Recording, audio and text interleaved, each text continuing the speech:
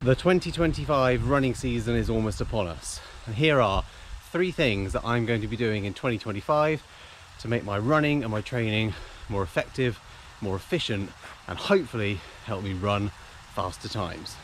Firstly, hill strides. So I'm going to be incorporating these into my weekly running. 1, 2, or ideally 3 times a week, with just 4 to 6 reps is enough to build leg turnover, endurance, and additional strength. So why do hill strides?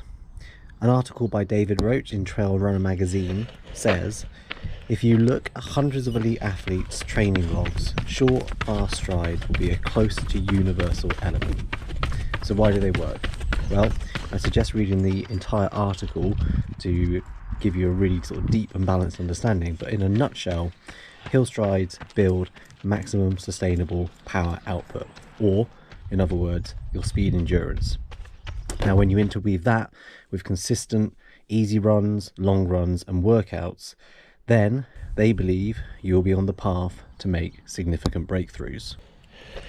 So what to do? Firstly, find a hill, gradient of about 5 to 10%. This can be on the road or you can do it on the trails. And you want to aim for about 4 to 8 reps of 30 seconds. Ease into the effort, run tall, focus on driving with your knees rather than increasing your cadence, and try and stay as smooth as possible. Recover by coming back down the hill for about 1 to 2 minutes between reps. Secondly, cross training. Now I've been good at this in the past, but it's certainly something that I neglect until the summer months come around. But my plan is to incorporate 1 or 2 short sessions on the indoor bike. And here I am now on the turbo trainer in the garage, getting in a little bit of extra cardio. So why am I thinking about adding in a bike session or sessions each week? Well, a number of reasons, so let's go through them. Number 1, I've got it here. It's been sitting in my garage for years. I use it occasionally, but I don't use it enough. And it's just something which I know how to use, I know how to train effectively on it, and I know it will give me a good return on investment if I can follow some sort of consistent training schedule on the indoor bike trainer. And the other main reason is because, well, ultimately my body doesn't know where I'm building that aerobic engine from, whether it's running, swimming, cycling. A cell is a cell, it's all going into the same pot. Now obviously you couldn't completely replace cycling with running and expect to be as good out on the road when you're running as you have been if you completely let it drop off. But for me, with life as it is at the moment, being able to add in a little session here and there throughout the week is only going to add to my training, which is already pretty minimal when it comes to running. It's also really low impact, so that means it's repeatable. It means I can get on this bike day after day if I really wanted to, and whilst I might feel a little bit tired, a little bit fatigued, it's not going to have an impact on my joints. So that means it shouldn't have too much of a negative impact on my running.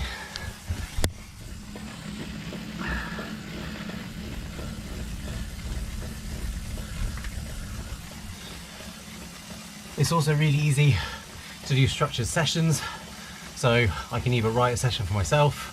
If I wanted to go a bit more upmarket, I could join something like Zwift, or like I'm doing now, I can just find an appropriate length video on YouTube and just let that play. And that's what I'm doing now, following a session, nice and easy.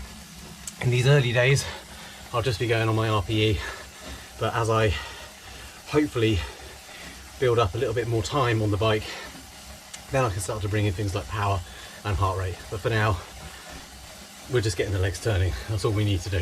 And final most important reason, really for me, it's safe. I haven't got to worry about loads of layers of clothes, lights, traffic, wet weather, cold, washing the bike afterwards. I can just get on, do a bit of time and then get back off again. Super easy. So there we go, the bike. How much am I going to try and do? In all honesty, I have set myself the aspirational target of 15 minutes a week. Why so low? Because it's achievable. If I set myself a target of 4 1-hour sessions, I might do that for a week or two, but then it's going to fail and then I'm going to feel like a failure. So if I set myself a really low bar, chances are I'm going to hit it, and then that will build momentum, and hopefully as the weeks go on we can sort of build up as much as is appropriate. Right, let's get back out on the run and look at the next thing that we're going to add in. And thirdly, I plan to enter a race every single month across a range of different distances and disciplines. So from short road running races up to longer trail races, and even incorporate some smaller personal challenges like a marathon PB along the way. So I've already got the first half of the year mapped out. In January I've got something called the Romsey 5-mile race. In February I've got the Farnborough half marathon. I've got the Winchester 10k in March, Southampton marathon in April, and then the Newbury 10k in May. Now my rationale behind this is to always have something coming up to aim for, to keep looking forward to, and to keep training for. It doesn't mean that I'm going to set a PB at each of these races. It certainly doesn't mean that those races are going to be A races, but they're going to get me onto a start line, keep me motivated, and keep something just ahead of me. So I've always got a focus and a rationale behind my training.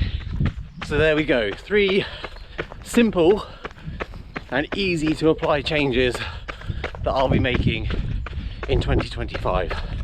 Hopefully it'll make me a better runner, a stronger runner, and what we all hope for and wish for, a quicker runner. That's the aim anyway. Well, I hope 2024 brought you everything that you wanted it to, that your Christmas was good and peaceful. Welcome to those of you that are new to the channel, and I'm looking forward to what 2025 is going to bring, both in the running world and the YouTube world. Thank you for being part of the community, and I will see you hopefully in a new video very soon. Take care for now.